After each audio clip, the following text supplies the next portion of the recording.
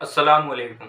मेरा नाम है मोहम्मद शादाब और आज मैं इल्म जफ़र की एक और वीडियो लेकर हाजिर हुआ हूं। और इस वीडियो के अंदर मैं आपको बताऊंगा कि इल्म जफ़र के अंदर जो अबजद कमरी है, 28 जो हुर्फ हैं, उनका किस तरह से इस्तेमाल होता है। लेकिन उससे पहले आपको इन 28 हुर्फों की क्या कीमत है, इसका इल्म होना ज़रूरी है। और इल्म जफ़र के अंदर उर्दू ज़बान का इस्तेमाल होता है, इसके अलावा किसी और ज़बान का आप इस्तेमाल नहीं करेंगे। अगर आप हिंदी ज़बान में सवाल लिखकर उसका जवाब अख़ज़ करना चाहें तो ये मुश्किल है, आप उस सवाल का जवाब हासिल नहीं कर सकते।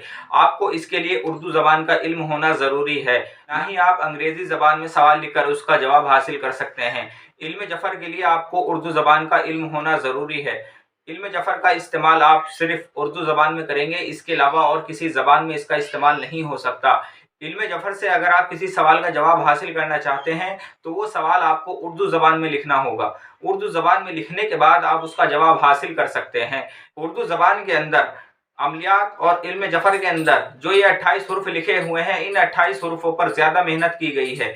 यानी कि इन हुर्फों की क्या कीमत है उसका इल्म होना ज़रूरी है। इन हुर्फों के जो अदद हैं, बाद मरतबा उनको बढ़ाकर, बाद मरतबा उनको घटाकर इस्तेमाल किया जाता है। इस वजह से इनकी कीमत का इल्म होना ज़रूरी है। और एक दूसरी बात यह है कि अगर आप किसी मरीज़ की तशख़ीस कर रहे हैं या उसके नाम से आप कोई तावीज़ बना रहे हैं, मिसाल के तौर पर आपने किसी मरीज़ का नाम लिखा और उसके नाम के अदद आपको निकालने हैं, तो अदद निकालने के लिए भी आपको इन हुर्फों का इल्म होना ज़रूरी है। तो आइए मैं आपको बताता हूँ कि किस हुर्फ की क्या कीमत है। ये 28 हुर्फ यहाँ लिखे हुए हैं, अलिफ बा जीम दाल हा वाव जा हा। इसी तरह से ये पूरे 28 हुर्फ लिखे हुए हैं और 28 के 28 हुर्फ की कीमत लिखी हुई है।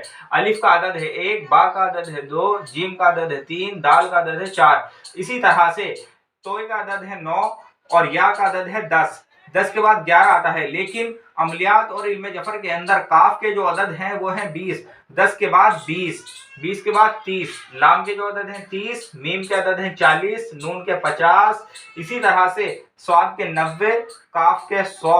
बड़ा जो काफ है उसके अदद हैं 100। 100 के बाद 101 नहीं आएगा, 100 के बाद आएगा 200। रा के अदद हैं 200, बड़े शीन के अदद है 300। इसी तरह से ये गैन तक लिखे हुए हैं और 1000 अदद हैं। गैन के जो अदद हैं वो 1000 हैं।